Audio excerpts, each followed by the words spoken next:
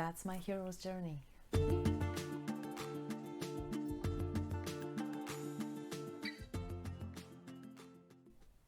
Hello again, Gosha, sociologist and psychotherapist.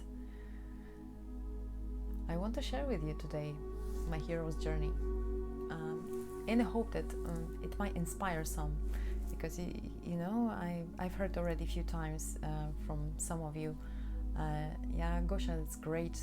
I love listening to some of your advices, but I don't know if you've been where I am right now, so I just don't know whether it can help me what you're saying. So I will tell you briefly what I went through and what you can overcome, making your life more fulfilling, happier.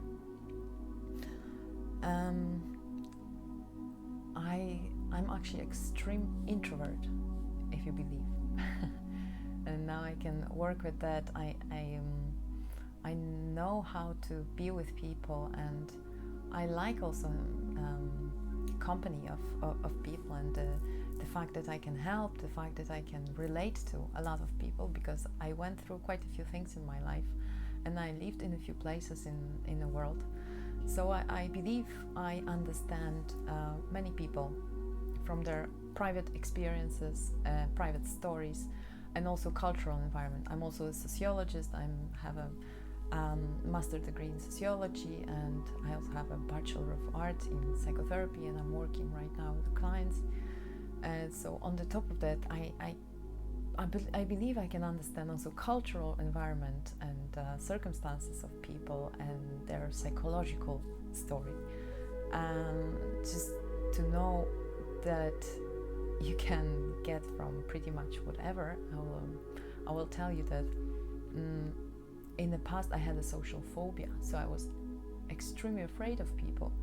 I was hurt by a lot of people as well. I was bullied when I was small. I was bullied when I was a teenager, and I had extreme low self-worth and self-esteem. I thought I had no talents. I had dyslexia. I still have dyslexia, and I was born in communist Poland, and at that time they did not classify dyslexia as anything that should be taken into consideration. So I was basically judged as a moron, as an idiot, because I couldn't write nor speak well in my own language. So I couldn't voice even myself properly in my own language, and nobody believed in me at that time. And I was always interested in people. So the fact that I will be working with people I knew from the start, which was very disturbing for me, because I was afraid of people at the same time. So, but they fascinated me. You see, instead of playing with other children, I used to hide in a corner and observe, and especially observe adults, how they behave, why they behave like that, and try to figure it out. So people fascinated me, but I couldn't relate to, I couldn't be part of the groups.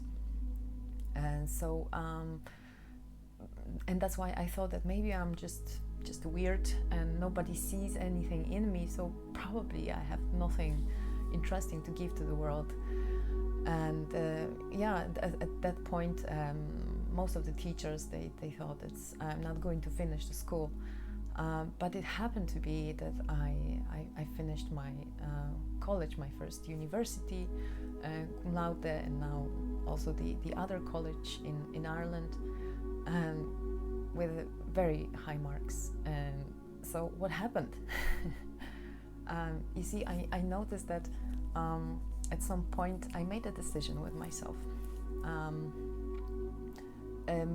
I just made a decision. I will discover something about myself, and it's not others will make me like that in myself, but I will focus on something that I like in myself, even tiny little bit, and I will work on this. And I noticed I have a very good imagination and I am very creative. So I added these two qualities in everything I was doing, in the literature, in mathematics, in gymnastics, in talking to people. And when I was so afraid of people, I was trying to notice something beautiful in everyone. So I was focusing on that, not of how much I'm afraid of them. And that's a great tip. I can sell it to you, or actually give it to you if you want to take. But there was also, in my 20s, I went through the huge transformation period, which involved change in my faith, separation from my family, and I went through clinical depression. I was also on the verge of suicide.